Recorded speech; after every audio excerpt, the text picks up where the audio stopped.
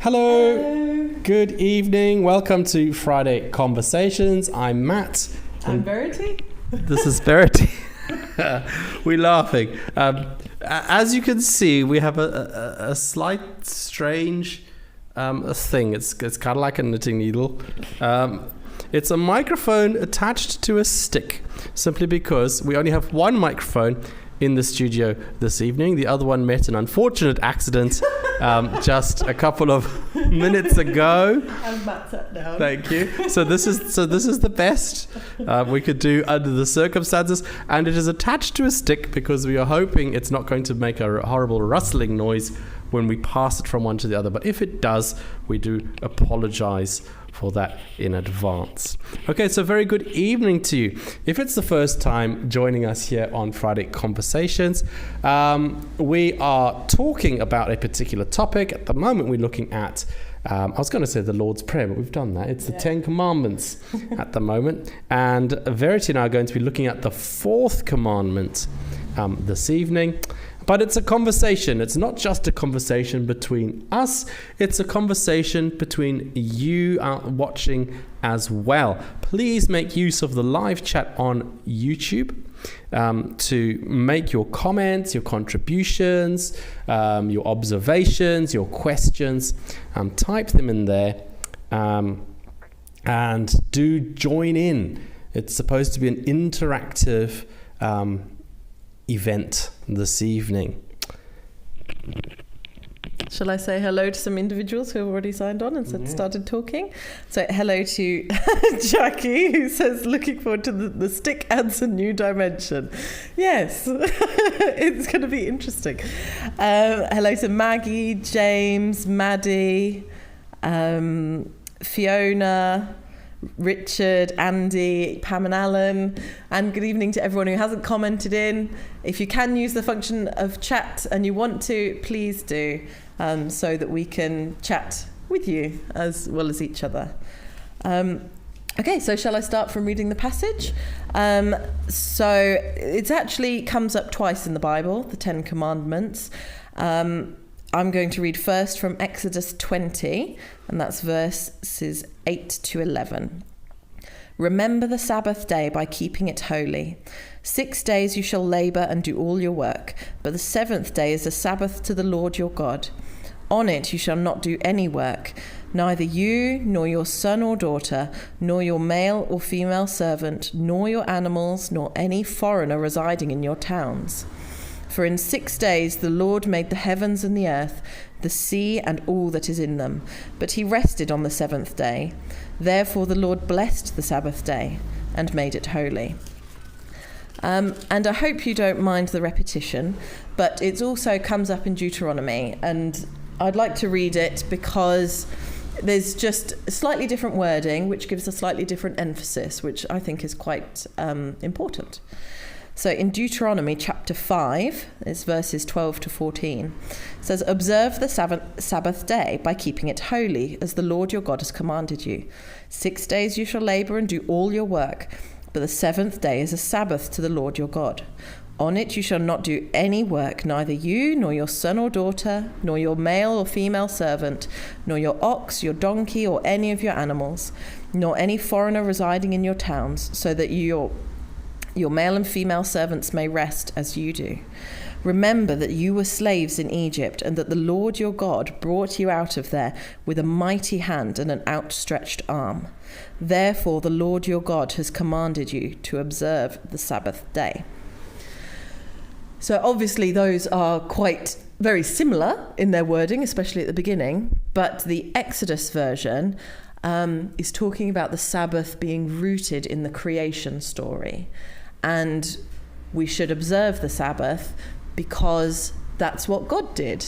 And we should imitate what God does. That should be our aim in life. We are imitating Christ, imitating God, learning to be more like him.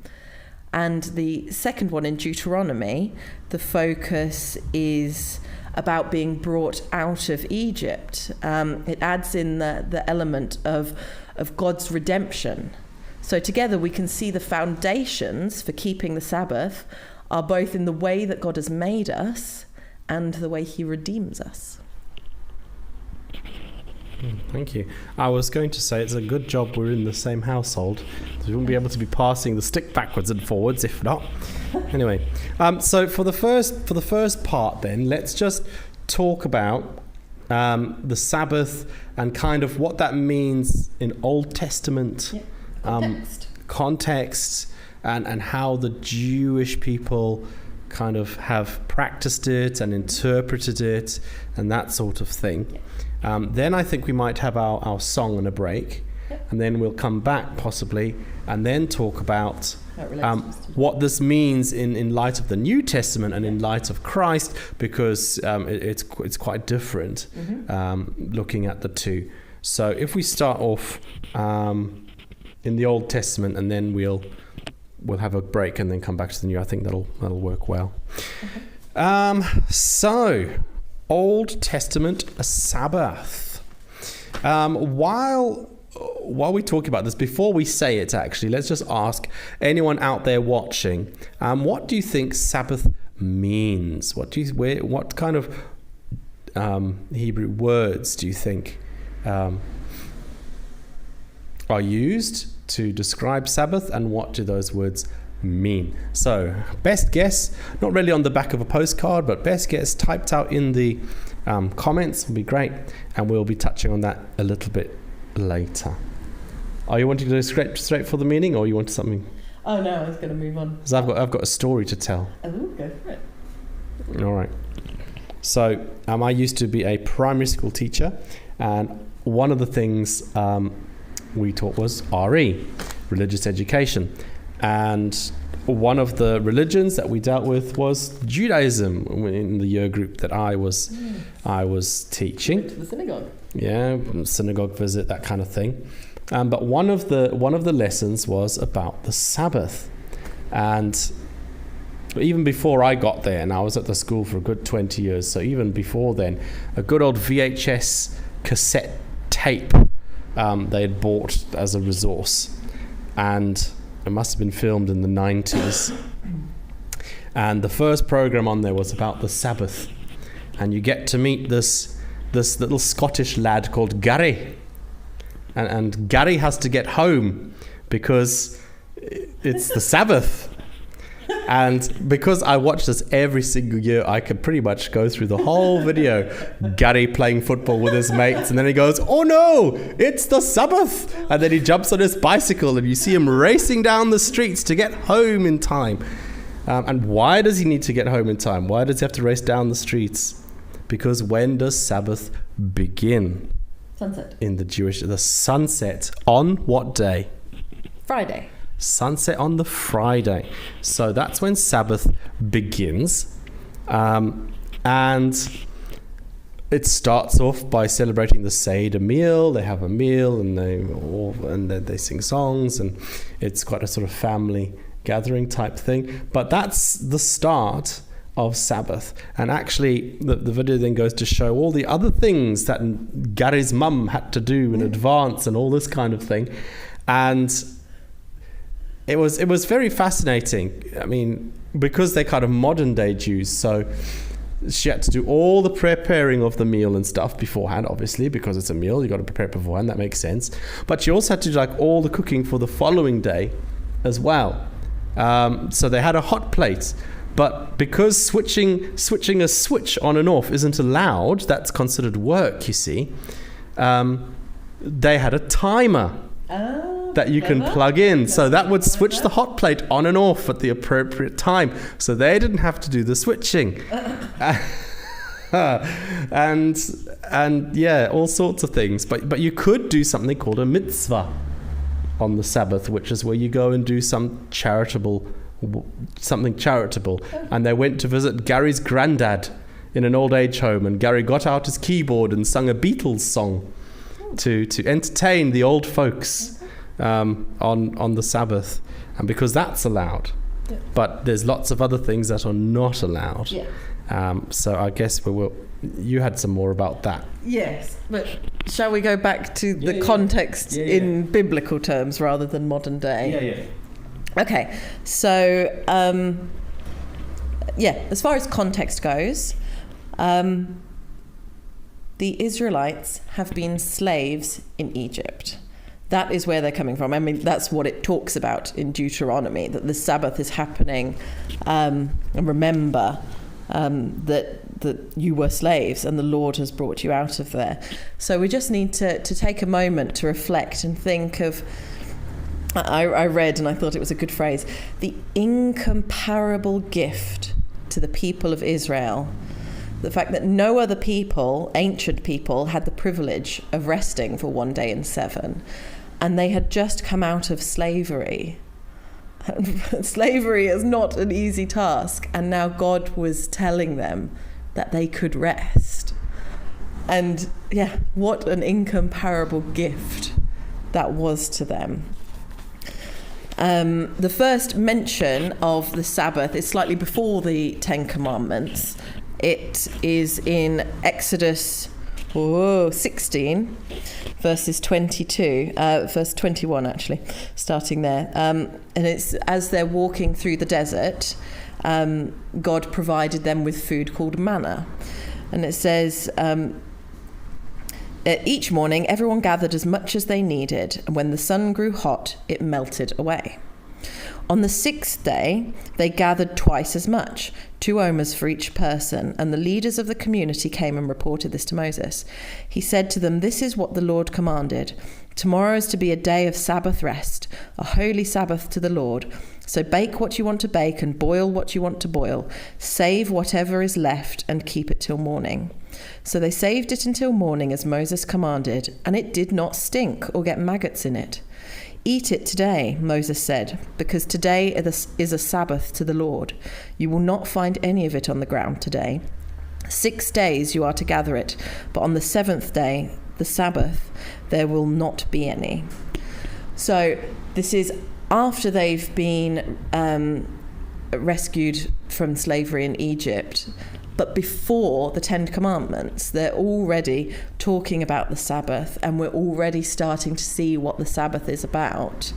It's about that rest, but also it's the miraculous provision in this story that every day, if you tried to keep some manna, it would go off, it would rot, apart from every 7th day, when God provided more than they needed on the 6th, and it did not go off on the 7th.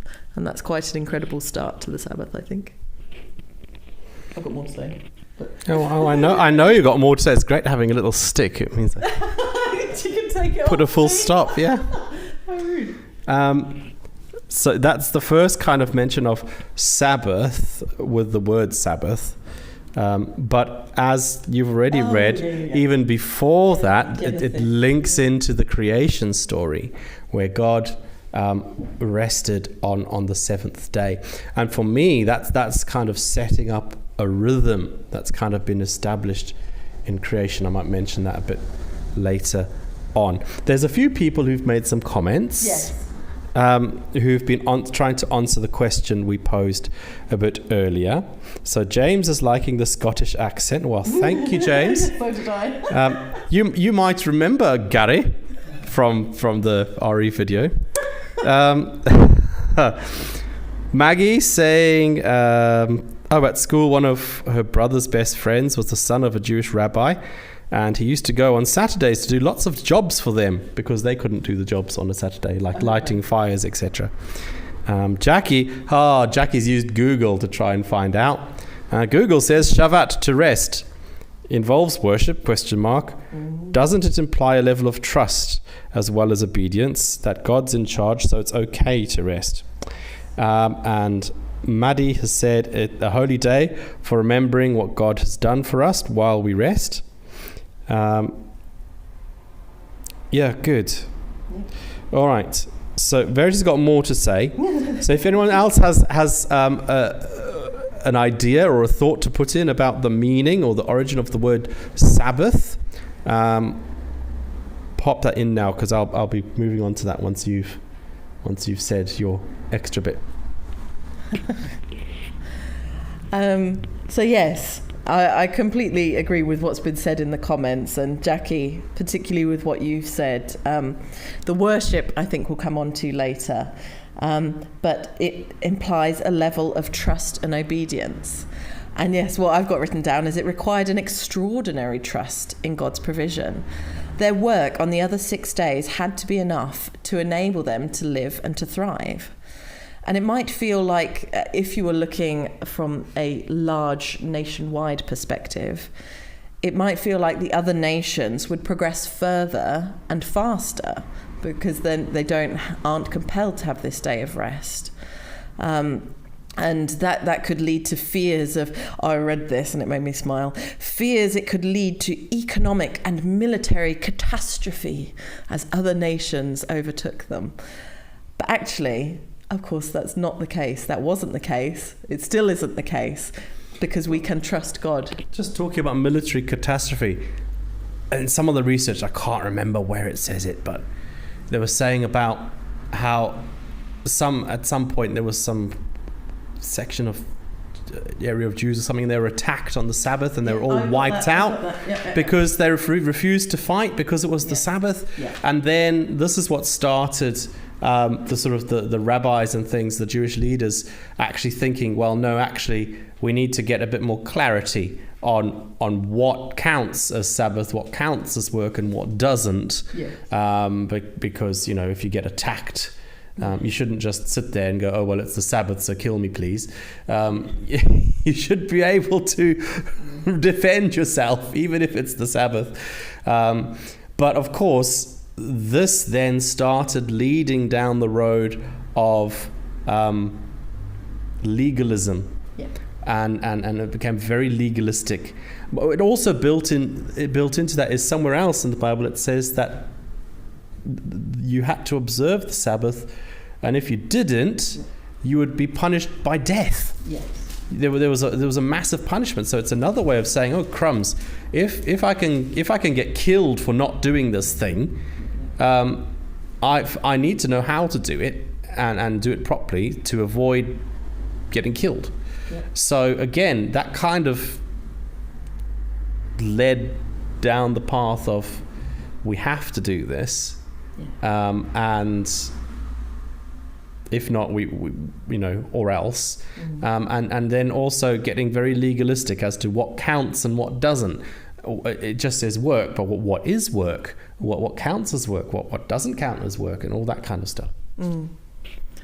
Well, I thought I'd just do a quick comment about, again, just from the context of the day, thinking about the fact that included in this, he is telling the people, it's not just you having a rest and a day off. This is for your sons and daughters. But it's not just for your sons and daughters. It's for your servants and your slaves. And then he goes further. It's not just for your servants and slaves. This is for your animals as well. And the foreigners. And the foreigners living in your lands. It doesn't matter your religion or race. Everybody is to observe the Sabbath. And then it goes further on later to talk about even the land itself has a Sabbath every 7 years. And it's the way God's built it into creation that we need to have this rest, this regular rest. And it's showing God's heart that he cares about the marginalized and oppressed. He cares about animals. He cares about slaves. He cares about foreigners. And he cares about the land. And all of those should be resting. And I think that's important to note. And it's a beautiful way of just helping us to get another glimpse of God's character. Yeah. Okay, so the meaning of the word, the origin of the word Sabbath. So the most obvious one comes from the word Shabbat, which basically means to stop working. Okay? Like the end of the day, you punch your card. Well, that was the old-fashioned days. However you log out of the work computer or whatever, you've stopped work for the day, and that's it, to stop work. So Shabbat, that's what it meant. But also built into that, Sabbath has a word in Nuach. I'm not quite sure how to pronounce that. Nuakh, which means to dwell or to settle. So it's not just the stopping of work. It's more than just having a day off. Okay? It's to dwell or to settle, which means being restfully present as well. And because it's the day for the Lord and for worship, it's to be restfully present with God as well. I'll read a little thing later on about how that might look for us in a modern context. But yeah, so there you go. Shabbat and Nuach. To stop working and to dwell or to settle. I just thought I'd add in there that we need to remember with this command is it's not just talking about one day of rest. He actually talks about 6 days of work. And in the Deuteronomy one, if I can find it, he says 6 days you shall labour and do all your work. So, yes, we need to remember that God has made us to work. In the garden, Adam and Eve had jobs to do. And it's not the case that when we die and we're with Jesus and on the new earth, new heaven and the new earth, we're just going to be lazing around, not doing anything, eating grapes off the chaise lounge and that sort of thing. No, we're people made to work. But that's a good thing. There is satisfaction and fulfillment and pleasure in that. And yes, just touching on the fact that God's saying that we need to complete our work. We shouldn't leave things hanging incomplete forever. Just thought that was worth pointing out. Yes. Yes. I was going to say something, but I've forgotten. Yeah. Have you got anything else about the Old Testament Sabbath? Because I think we've kind of got the idea now that God commanded it to happen, that the Jewish people took it seriously, as you should do, with the commandment, but it actually unfortunately led to a lot of legalism. Oh, you were saying something about the legalism of it all. Yes. So some of the things I read, I'm afraid I'm not very knowledgeable on this, the subject of historically the Jewish people, but yes, it became very legalistic, and this is something I read, so hopefully it is accurate. One set of teaching said that you cannot carry things that's considered as work, but they had to carefully quantify what that meant. So you cannot carry something in your hand, across your chest or your shoulders, but you can carry things on the back of your hand, on your foot, on your elbow, in your ear, in your hair, in your clothing, in your shoes. So it's an example of where the law was tried to be made very specific so we could understand what it is, and then people found loopholes around it. Another one was they were forbidden to tie a knot on the Sabbath, apart from a concession was given for women tying their girdles, which their underwear. So if they had to get a bucket of water from a well, they were not allowed to tie a piece of rope to the bucket. But a woman could tie her girdle to the bucket and thus get water from the well. So we can see here through those examples of how making it legalistic is when it starts to fall apart and it doesn't make sense anymore. And also Gary's family with their timer in the plug to switch the hot plate on and off and that kind of thing. So down quite a legalistic route, and one where it's kind of done under compulsion. You have to do this. Which all changes in the New Testament. Can I just add that there would have been good intentions behind making it legalistic and trying to clarify, because they wanted to keep the Sabbath holy. That was their aim. That was their desire. We want to keep the Sabbath holy. How can we do that practically?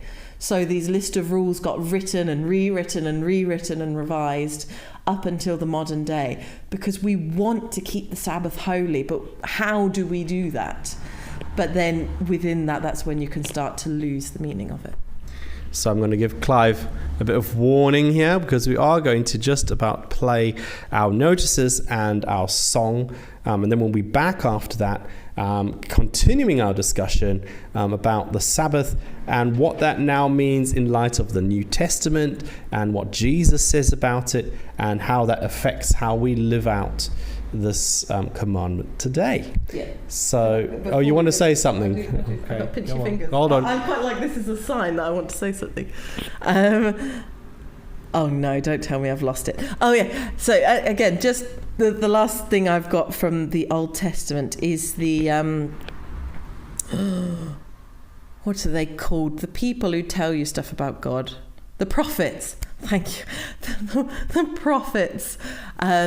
They can often mention the Sabbath, but whenever they mention it, they're talking about they're calling the Israelites to follow the Sabbath in spirit and in truth.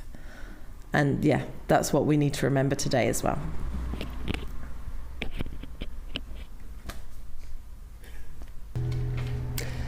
Hello, welcome back to the second part of our Friday conversation. Hello, and hello to our trusty stick. We are continuing our discussion on the Ten Commandments. We look at the fourth commandment today, which is about the Sabbath day and keeping it holy. Just before the halftime, we were talking about the Old Testament mention of Sabbath and how that worked out for the Jewish people. But now we're going to be focusing on the New Testament and what that means, what Jesus said about it, and also how that translates to our lives today. So the first thing I guess I really wanted to say is that in the Old Testament we see this compulsion, they had to do it, whereas hopefully we'll see through our discussion that in the New Testament that's now shifted to one of liberty and grace, and where we're actually invited to take part in Sabbath rest. But it does look and feel a lot different to what we were talking about before the break. What do you want to start off with? Well, shall we start off with what Jesus says? Yeah. Because then the apostles' teaching comes after that. So Jesus, if you know your Gospels, encounters I was going to say he encounters the Sabbath a few times, but obviously he has the Sabbath every week of his life. But it's interesting to notice that Jesus does deal with the Sabbath a fair bit, but it's quite loose in the terms of how it's mentioned and written about. Okay. Even in the Gospels, even though Jesus does address Sabbath issues, they're not written in such a way that it's such a defined kind of, this is the day, this is the this. It's very much looser. Yeah. Less legalistic. And also when we look beyond Jesus, when the early church, it's mentioned here and there, but it's very... it's hardly mentioned at all in comparison to the strong you must do it like this is how the Sabbath is done in the Old Testament. In the New Testament, in the new early church, it's a lot more freer.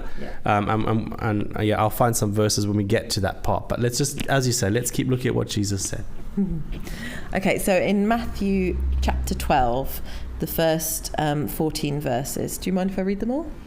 At that time, Jesus went through the cornfields on the Sabbath. Oh, wait, can I stop you there? How rude, you have. Well, because I want to read Matthew 11 before Matthew 12. because it feeds in. I'll give you the microphone back again when it's Matthew 12. Okay. So just at the end of Matthew 11 there, and I don't think it's a coincidence that this is here just before this thing about the Sabbath that you're just about to read. So I'm going to start reading verse 25, Matthew 11. At that time, Jesus said, I praise you, Father, Lord of heaven and earth, because you have hidden these things from the wise and learned, and revealed them to little children. Yes, Father, for this is what you were pleased to do. All things have been committed to me by my Father. No one knows the Son except the Father, and no one knows the Father except the Son, and those to whom the Son chooses to reveal him. Now, here, this is very important. Oh, I was going to mention this. Come to me, all who are weary and burdened, and I will give you rest. Take my yoke upon you, and learn from me, for I am gentle and humble in heart, and you will find rest for your souls. For my yoke is easy, and my burden is light. And all the things that you can think of and read into that, bear that in mind now as you read the next bit where Jesus speaks about Sabbath. So at that time, Jesus went through the cornfields on the Sabbath. His disciples were hungry and began to pick some ears of corn and eat them. When the Pharisees saw this, they said to him, Look, your disciples are doing what is unlawful on the Sabbath. He answered, Haven't you read what David did when he and his companions were hungry? He entered the house of God, and he and his companions ate the consecrated bread, which was not lawful for them to do, but only for the priests. Or haven't you read in the law that the priests on a Sabbath duty in the temple desecrate the Sabbath and yet are innocent? I tell you that something greater than the temple is here. If you had known what these words mean, I desire mercy, not sacrifice, you would not have condemned the innocent, for the Son of Man is Lord of the Sabbath. Going on from that place, he went into their synagogue, and a man with a shriveled hand was there, looking for a reason to bring charges against Jesus. They asked him, Is it lawful to heal on the Sabbath? He said to them, If any of you has a sheep and it falls into a pit on the Sabbath, will you not take hold of it and lift it out? How much more valuable is a person than a sheep? Therefore it is lawful to do good on the Sabbath. Then he said to the man, Stretch out your hand. So he stretched it out and was completely restored, just as sound as the other.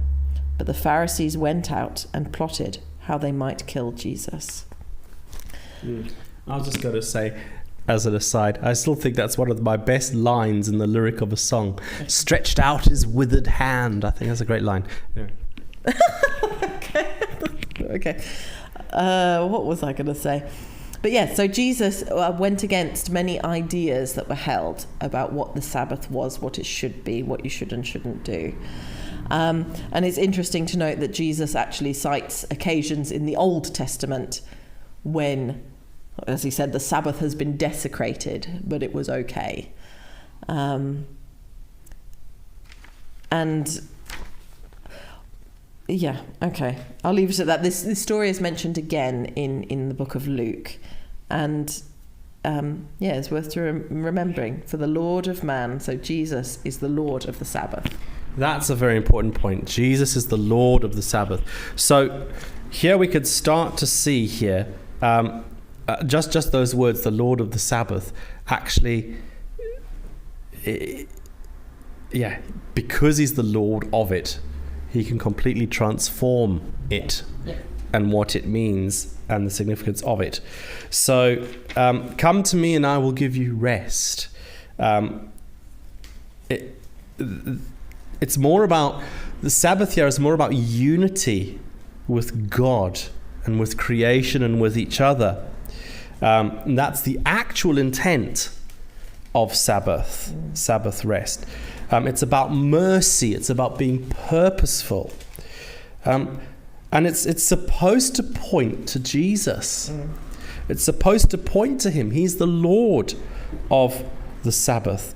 And it's also kind of restoring some of the rhythm of creation that we saw way back at Genesis being established when the world first began. So actually Sabbath becomes a bit more about purpose rather than specific rules, or what day of the week is it on, or am I allowed to do this, am I not allowed to do that, etc., etc.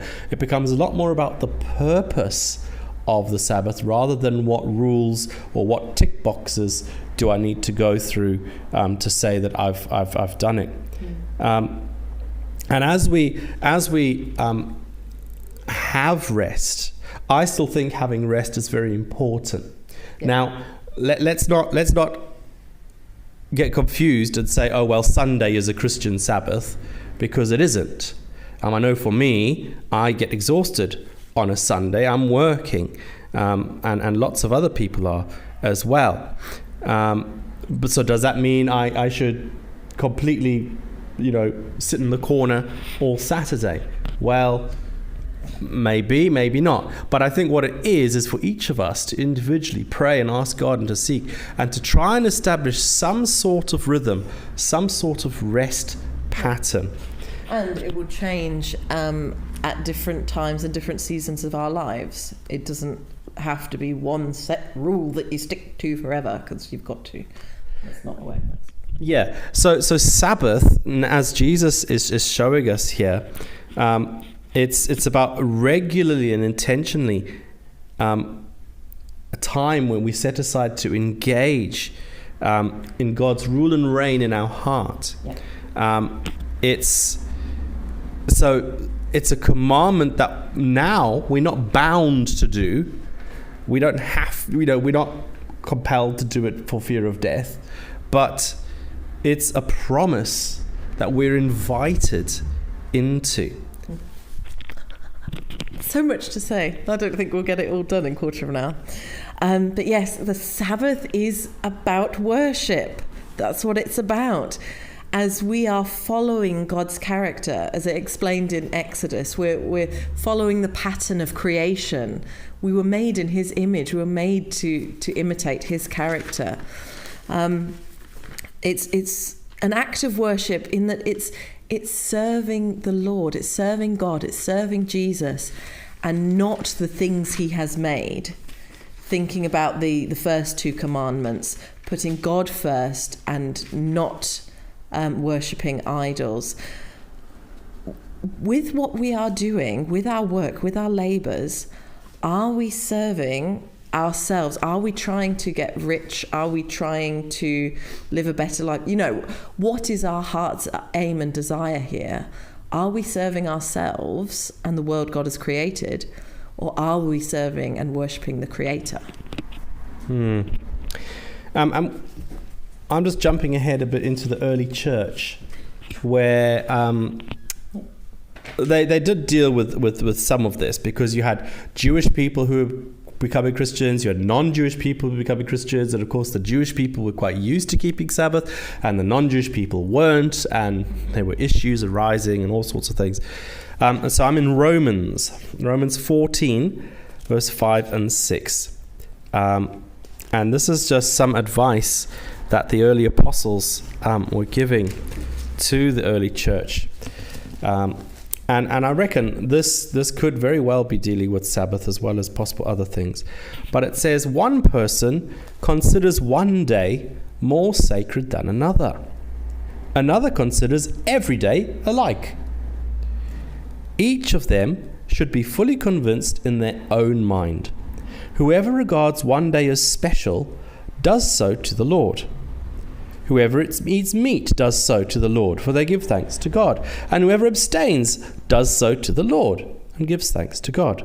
For none of us lives for ourselves alone, and none of us dies for ourselves alone. If we live, we live for the Lord, and if we die for the Lord. So whether we live or die, we belong to the Lord. For this very reason, Christ died and returned to life, so that he might be the Lord of both the dead and the living. It's just that beginning bit there as well, that some people might consider one day to be really special or more important than another day in the week. And that's okay. Yes. If they're doing it as unto the Lord. Yes. And other people might think, well, every day is a special day or not a special day, but I'm doing it as unto the Lord. I'm living for him, and that's okay as well. So that's just interesting to note there. Yep. In Colossians chapter 2, yes. it says, therefore, do not let anyone judge you by what you eat or drink, or with regard to a religious festival, a new moon celebration, or a Sabbath day. These are a shadow of the things that were to come. The reality, however, is found in Christ. So that puts it really clearly for us that the Sabbath was a shadow that is fulfilled in Christ. We can rest in the finished work of God through Jesus. And I like that because it also points forward. Because, yes, so by having Sabbath rest, by taking the time to intentionally, regularly engage in God's rule and reign in our hearts, to set aside time to worship and kind of redevote ourselves to him, it's pointing us forward to eternity, because we're told that Jesus says, come to me and I will give you rest. It's pointing ahead to that time. Where is it? I've just written it down and I can't find it right now. Yeah, the shadow of things to come. Enter into God's rest. And actually at the end of the age, in the new heaven and the new earth, we will be in God's full and complete rest. Yep. And it's pointing ahead to that time as well. But I just wanted to read something, because talking about Sabbath as being, a time of resting and worshipping, we might get specific ideas in our mind. Now, I've read this book. It's a very good book. I need to read it again. It's very, very good. It's by a guy called John Mark Comer. Anna's seen the title of this book, my mother-in-law, and I know she doesn't like the title, but it's called The Ruthless Elimination of Hurry. And that's what it looks like. The Ruthless Elimination of Hurry by John Mark Comer. Very good. And this is something what he says about worship. He says, often people hear worship and assume that means singing Bethel songs all day while reading the Bible and practicing intercessory prayer. That's all great stuff. But I mean worship in the wide, holistic sense of the word. Expand your list of the spiritual disciplines to include eating a burrito on the patio, or drinking a bottle of wine with your friends over a long, lazy dinner, or walking on the beach with your lover or best friend. Anything to index your heart towards grateful recognition of God's reality and goodness. So it's not, it could be listening to worship music and hearing a sermon. It could be. But expand that out into anything that gives you joy, that turns your attention back to God, where you say, wow, thank you, Jesus, for, I don't know, this wonderful nature walk that I've been on, or the birds that I've seen, or the wonderful food I've just tasted, or the time I've spent well with friends, actually being present and enjoying their company and sharing life together. That kind of thing. Yeah. Have you finished Yep. that thought? Well, I haven't got anything to add to Well, that thought. well, so I can move on. Possibly. Let me just look at this next thing here.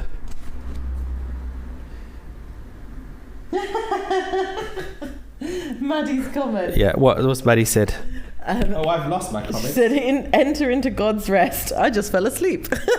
Brilliant. Thank you, Maddie. God, it's not working.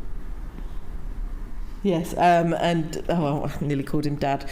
Keith is saying, yes, Jesus gives us rest when we need it. He's mentioned again about the trust element of the Sabbath, especially in the times when it was given. you had to work for your food, and if you didn't work, you didn't get your food. So there's that massive element of trust for God to provide. And I think there's still an element of that now, that actually the Sabbath is, however we sort of observe it now, it's about surrendering to God, to saying that you are in control of my life. You are in control. There's a conscious decision. You are in control of my life. It's not about me. It's not about what I can do, what I can achieve. I will trust you. You be in control. Yeah, I've lost my comments. Sorry, my Wi-Fi's not picking up. That's fine. Can I say, so from Galatians chapter 4, verses 9 to 11, it says, but now that you know God, or rather are known by God, how is it that you're turning back to those weak and miserable forces? Do you wish to be enslaved by them all over again? You are observing special days and months and seasons and years. I fear for you that somehow I have wasted my efforts on you. And I often find that some of the writing in the Bible seems very strong, but actually sometimes it needs to be. He's being very clear here. This is Paul writing, that we are no longer in this new covenant. Since the death and resurrection of Jesus, we are no longer under an obligation to observe a Sabbath day. And actually, if we become enslaved by that has absolutely the opposite effect from what it was intended for. Yeah, no legal obligation, but actually it's a beautiful invitation to invite us into the establishing these rhythms and patterns that God established at the very beginning of the world. Yes, work, that's good. But rest is equally as good. And yes, it's just understanding that the Sabbath can only be understood completely in the light of the cross. And that the full and final outworking of that is found in Jesus, who is Lord of the Sabbath. And if he's Lord of the Sabbath, and if he's our Lord, then hopefully having Sabbath times is something we would want to have and desire. Not in a legalistic way, but in a freeing way, in a way that says, yes, Lord, I want more of you. I just want to be with you. I just want to rest with you. And actually, as we do that, as we abide, Jesus was saying, abide in me. Like with the branches, and I'm the vine, you are the branches, abide in me. He says, abide in me, and I will give you life. I will give you strength. And having these Sabbath times helps us to just abide in Jesus and in his presence. And as we do that, we become little resting places of God's presence ourselves. I just thought I would tie this back in with, so this is the series is about the 10 Commandments, and as we've been exploring the Sabbath, hopefully you've gathered the Sabbath is about worship and our worship to God and Jesus, and that's what the preceding commands have been about as well. It's actually all tied in.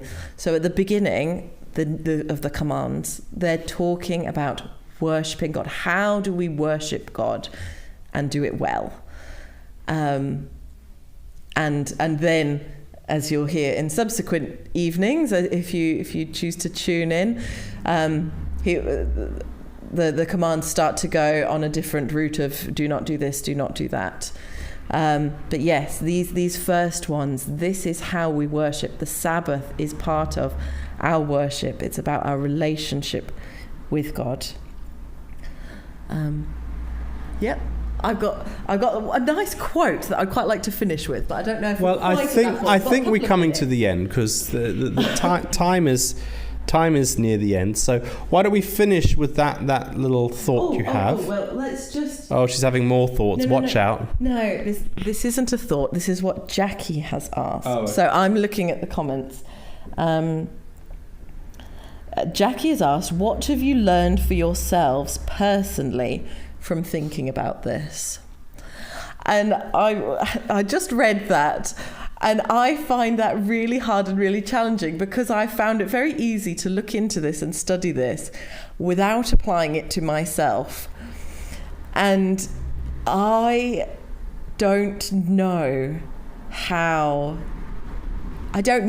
to apply this to myself or my own life. I find that idea really tricky, because I feel so busy all the time.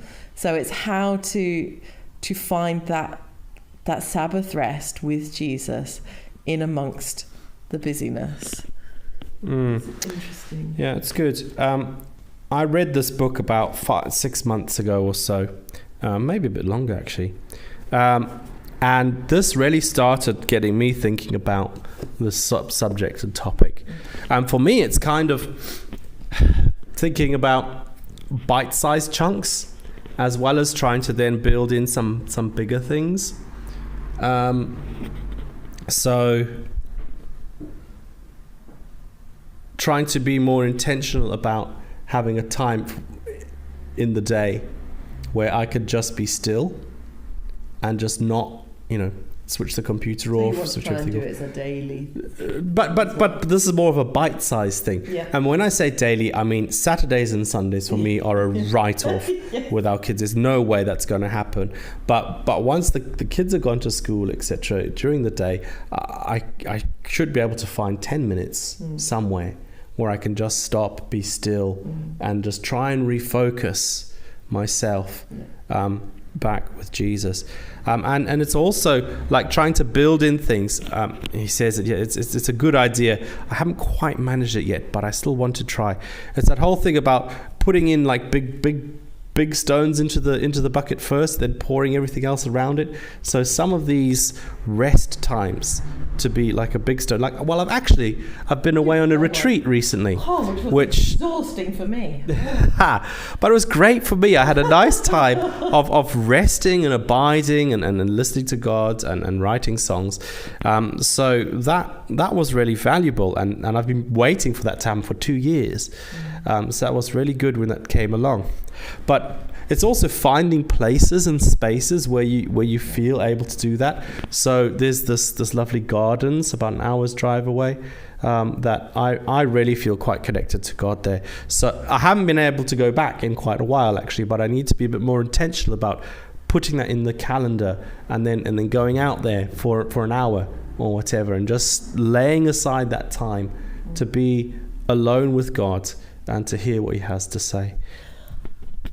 But I will just comment on that. Look, I realise we're running out of time, but it's not quite easy for everybody to drop things and have specific space. So for me, I'm afraid I listened to Matt saying he's had this time away and he'd like to make more time to go to the gardens. And I'm thinking, how rude! Why can't I drop everything and leave the children and go and find time? But actually, my commitment at this point in my life, as I was talking about earlier about seasons and times, my children are, they absorb my life. Is that the right word? Not absorb. But yes, my life revolves around my children at the moment. And that is not just from the first moment I wake up till I go to bed, because it's all through the night as well. So yes, for some of us, we have to find... Yes, as I was saying, that's why it's so challenging for me, because I cannot necessarily make a specific space in the day or for a few days or a week to just spend time with Jesus, because I can't do that now. My responsibilities are to my children. But every night you do carve out a little bit of time just before bed, where you give that time to be still and to listen and to God. So it can be tricky. Yeah, I'm not saying it's easy. It can be hard, but yeah, it's worth doing. Yeah. Right, read your little thing and then we'll pray. Okay. So I just thought that this was quite good. The rest we enter as Christians is something to experience every day, not just once a week. The rest of knowing we do not have to work to save ourselves, but our salvation is accomplished in Jesus. Can I pray for us? Okay, we can swap the stick. It's okay. You pray. Oh, Jesus.